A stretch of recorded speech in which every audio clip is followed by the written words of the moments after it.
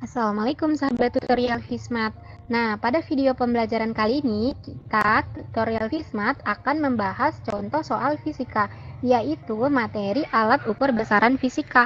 Nah, langsung saja kita masuk pada soal nomor 1. Bacaan skala yang tepat dari hasil pengukuran diameter suatu benda dengan menggunakan mikrometer sekrup seperti pada gambar. Nah, seperti teman-teman tahu bahwa rumus dari hasil pengukuran menggunakan mikrometer sekrup adalah kita tulis dulu, rumusnya adalah hasil ukur atau kita singkat HU sama dengan skala utama ditambah skala nonius atau SN dikali dengan ketelitian alatnya. Nah, kita lihat pada soal ini, kita diberikan sebuah gambar hasil pengukuran menggunakan mikrometer sekrup.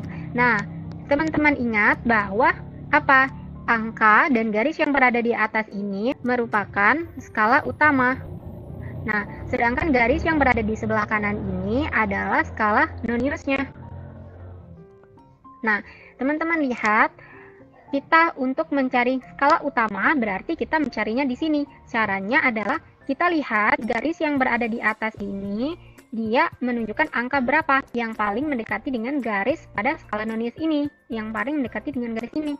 Nah, kalau kita lihat berarti di sini, karena di sini 5, berarti 6, 7, 8, maka didapatkan skala utama dari hasil pengukurannya adalah 8 mm. Nah, kemudian untuk skala noniusnya, kita lihat garis yang paling berhimpit dengan skala utamanya. Nah, di sini ada garis yang paling berhimpit dengan garis ini. Kita lihat berarti garis yang paling berhimpitnya adalah, karena ini 40, maka di sini 41. Maka di sini skala noniusnya dari pengukuran tersebut adalah 41 mm. Nah, langsung kita masukkan ke rumusnya. Berarti karena di sini yang ditanyakan adalah diameter suatu benda, maka kita tuliskan diameter sama dengan skala utama ditambah skala noniusnya dikali ketelitian. Nah, sebelumnya teman-teman harus ingat kalau mikrometer sekrup ketelitiannya adalah bernilai 0,01 mm. Ini adalah ketelitian dari mikrometer sekrup. Nah, selanjutnya kita masukkan skala utama yang sudah kita dapatkan adalah 8 mm ditambah skala noniusnya adalah 41 mm dikali dengan ketelitiannya dari alat mikrometer sekrup ini adalah 0,01 sama dengan 8 ditambah 0,41, maka sama dengan hasil pengukurannya adalah 8,41 mm. Maka jawaban yang tepat adalah yang D. Oke, sekarang kita lanjut ke soal nomor 2 ya. Wati mengukur panjang batang logam dengan menggunakan mikrometer sekrup seperti pada gambar di bawah. Panjang batang logam tersebut adalah, nah, apa tadi? Sama ya, seperti soal nomor 1, kita menggunakan rumusnya adalah, nah, ini ya rumusnya. Nah, kita lihat lagi gambarnya seperti tadi. Di sini kita diberikan gambar, kemudian kita lihat skala utamanya berapa di sini. Nah, kalau kita lihat di sini skala utamanya adalah ini adalah 16, kemudian garis yang ini yang dekat dengan garis skala noniusnya. Maka berapa di sini? 16, maka berarti di sini 17. Ini adalah skala utama. Nah, sedangkan yang ini adalah skala noniusnya. Nah, kita lihat skala nonius berarti garis yang berhimpit dengan skala utama. Berarti yang ini kan? Nah, yang ini adalah skala noniusnya.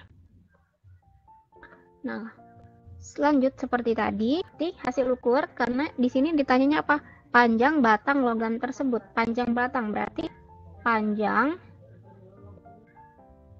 sama dengan, nah kita lihat skala utamanya tadi 17. Berarti 17 ini dalam milimeter ya. Milimeter. Kemudian ditambah skala noniusnya adalah 5 dikali. Nah, sama seperti soal nomor 1, ini kan merupakan mikrometer sekrup ya.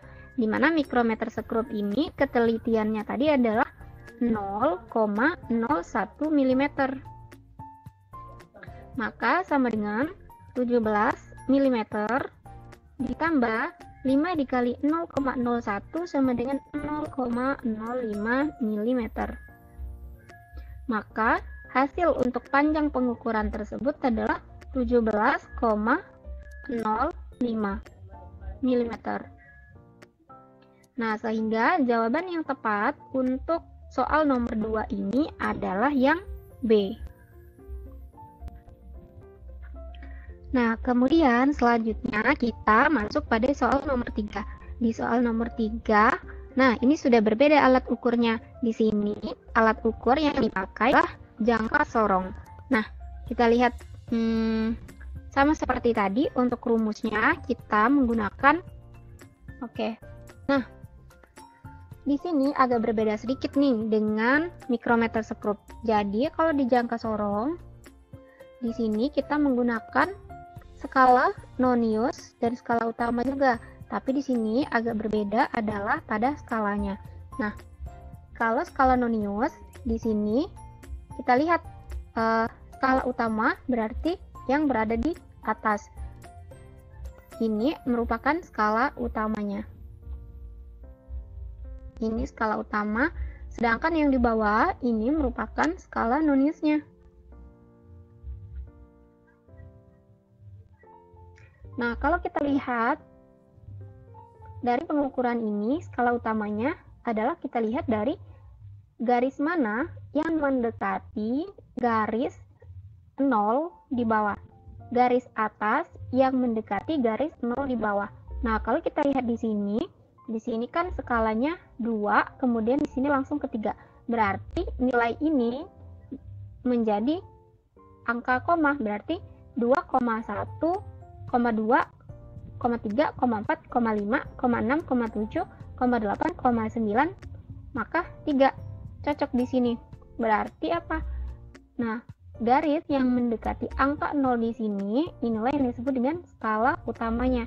Berarti karena garis yang mendekati adalah garis yang ini, maka berapa nilainya untuk skala nonius pada pengukuran ini? Berarti nilainya adalah 2,1. Berarti di sini tanya apa? Berapakah lebar benda? Lebar benda itu sama dengan skala utamanya. Tadi kita dapatkan skala utamanya adalah 2,1. Ingat ya, kalau untuk jangka sorong di sini kita menggunakan cm, karena di sini kita menggunakan penelitian dari jangka sorong itu adalah ketelitian jangka sorong adalah 0,01 cm. Nah, kemudian ditambah, ingat skala nonius kita tadi yang mana? Skala nonius ini kita dapatkan dari garis yang berada di bawah yang dia berhimpit dengan skala utama. Nah, kalau kita lihat garis yang berada di bawah ini yang paling berhimpit, berarti garis yang ini kan? Nah, garis yang ini. Berarti berapa ini nilainya? Kita hitung dari, ini kan skalanya dari 0 sampai dengan 10. Berarti kalau ini kita hitung saja 0, 1, 2, 3, 4. Berarti skala noniusnya adalah sama dengan berapa tadi? 4 kan? 4 dikali dengan berapa? Ketelitian dari jangka sorong adalah 0,01 cm. Nah, yang berbeda dari mikrometer sekrup seperti soal sebelumnya, itu kalau mikrometer sekrup dia ketelitiannya adalah 0,01 mm. Nah, sedangkan untuk jangka sorong ketelitiannya berada pada skala sentimeter. Nah, berarti berapa ini? Kita hitung 2,1 cm ditambah 0,04 cm. Maka hasil pengukuran untuk lebar benda ini adalah 2,14 cm. Sehingga jawaban yang cocok untuk pertanyaan ini adalah jawabannya yang A. Oke, bagaimana untuk soal nomor 3? Apakah sudah paham? Semoga adik-adik semua paham ya. Nah, sekarang kita lanjut ke soal yang terakhir atau soal nomor 4. Nah, di soal nomor 4 ini kita masih diberikan contoh soal untuk pengukuran menggunakan jangka sorong. Oke, seperti tadi kita menggunakan rumusnya adalah ini ya, rumusnya tetap sama. Rumusnya kita tetap menggunakan rumus pada soal 1, soal 2, dan soal 3. Kita jawab ya. Oke, berarti di sini ditanya apa?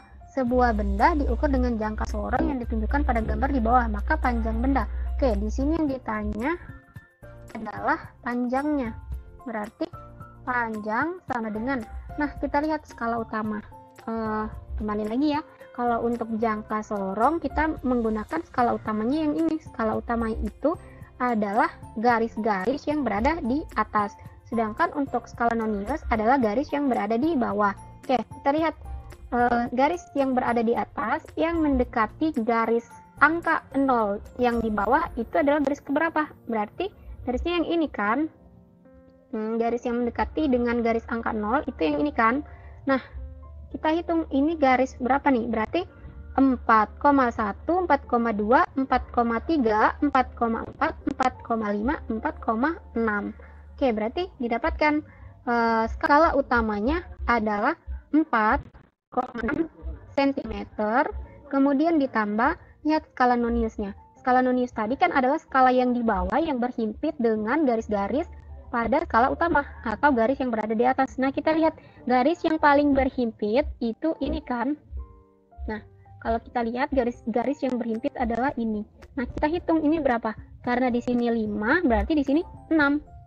Nah, sehingga skala noniusnya 6 dikali dengan ketelitian. Ingat, ketelitian dari jangka sorong itu adalah 0,01 cm.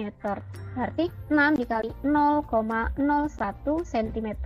Maka sama dengan 4,6 cm ditambah 0,06 cm. Maka sama dengan hasilnya 4,66 cm. Nah, sehingga jawaban yang tepat untuk pertanyaan pada soal ini adalah yang A. Oke, selesai ya untuk tutorial kita pada contoh-contoh soal pengukuran menggunakan jangka sorong dan juga mikrometer sekrup. Nah, semoga teman-teman semua paham ya. Terima kasih. Wassalamualaikum warahmatullahi wabarakatuh.